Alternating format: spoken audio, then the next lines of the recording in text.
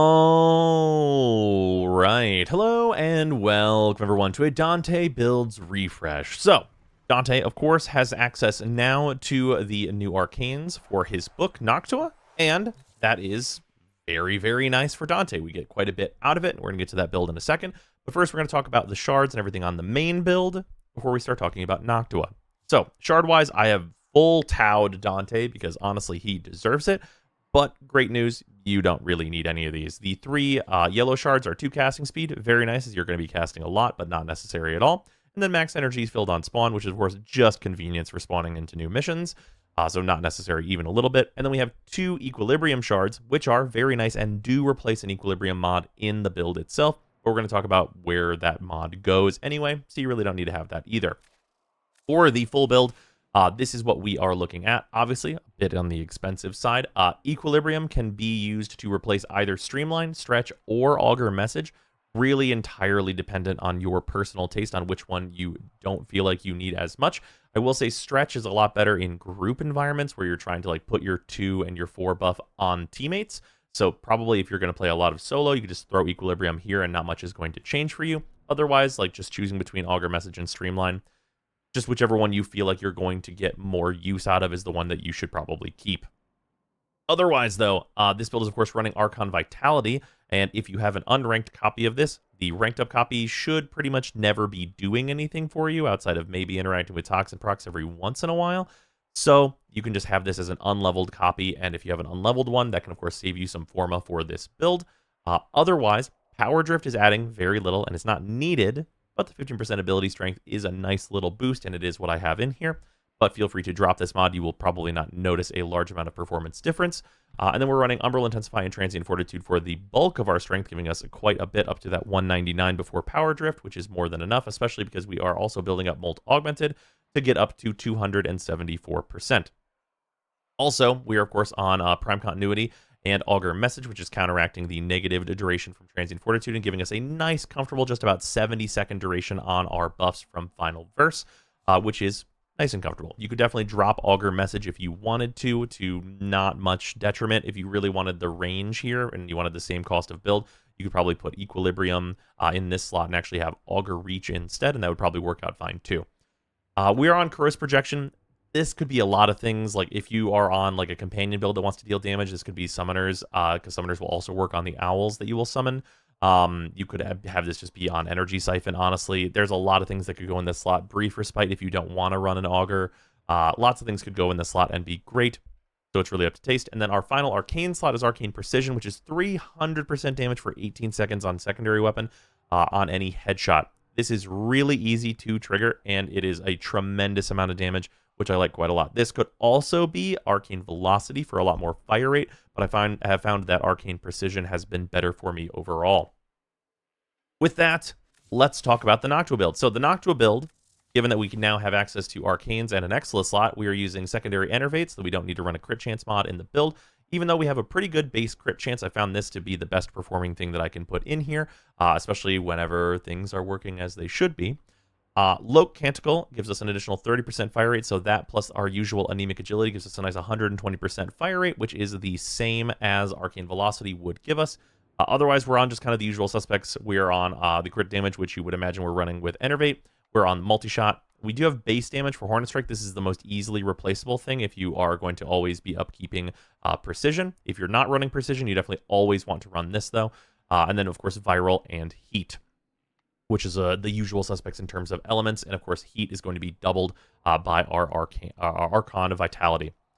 Now, for the big negative of this build, and the reason why there's not going to be a in-mission test.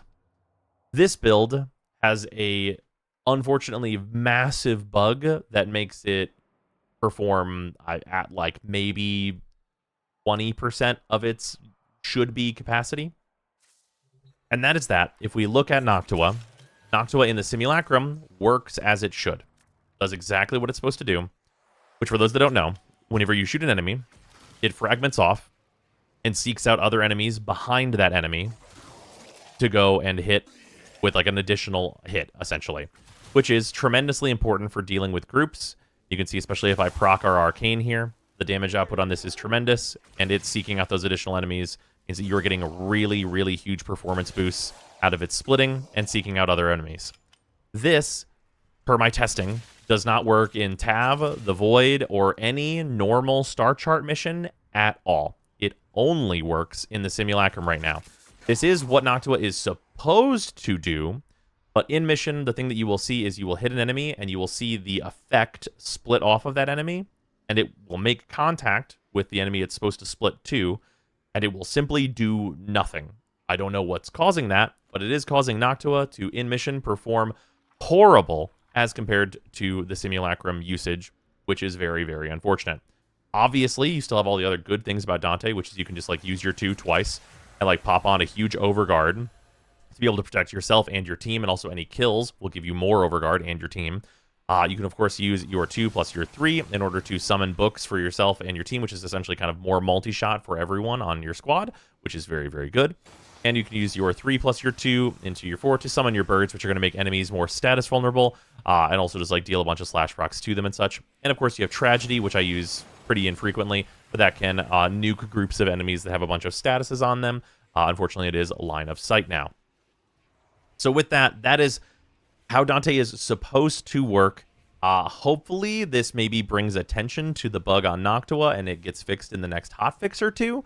Because I think that Dante like this is very, very strong. If we just show how he works, even on like harder targets, like a Demolist, for example, or the Demolisher, rather. The Demolishers go down quite quickly, especially as long as you proc that one headshot. They do not like it. They take very significant damage. You can clear Demolishers faster than Mesa in many cases, which is really, really great performance. So the single target is absolutely here, and the multi-target is supposed to be here. But right now, before it gets fixed, it's really hard to recommend that you bring a Noctua-focused build into a mission, which is also a tremendous downside for people running EDA and ETA, where you would usually be reliant on Noctua to do its thing whenever you don't get particularly great weapons for those missions. And same for Duviri, too. But yeah, that is current Dante. I probably will... I mean, I would love to have like an addendum to this video tomorrow that a hotfix fixed this. And now he's like, great, that'll be pinned in the comment section below if it is now working and gets hotfixed. But otherwise, I hope it does get hotfixed. This was the day I had planned to do the Dante video, and all the testing in the sim works great. Not so much anywhere else, unfortunately, though. Hey everybody, it's time to thank the patrons that are hanging around and supporting the channel. So, to start with that, the $10 patrons are Athean, Alex Farnham, Arbiter Daydream, Barkus, Benuven, Plotomatic, Brutus Salazar, Candelathra, Blob World, Dylan Dworsky, Athrain, James Harthorn, JC4 Science, Josh, Luzanth, Vicotel, Michta, Nerve, Ruby, Sanyu, Sharp247, The Coupon of Death, Waifu Wars, Wodad01, and Zeraphir. Also, thanks, of course, to all of the other patrons for supporting the channel. It is much appreciated. It's a little sneak peek on what we're getting into. There's going to be a lot more of these kind of big re-reviews of weapon types and their new builds and stuff, as things changed a lot at the end of last year.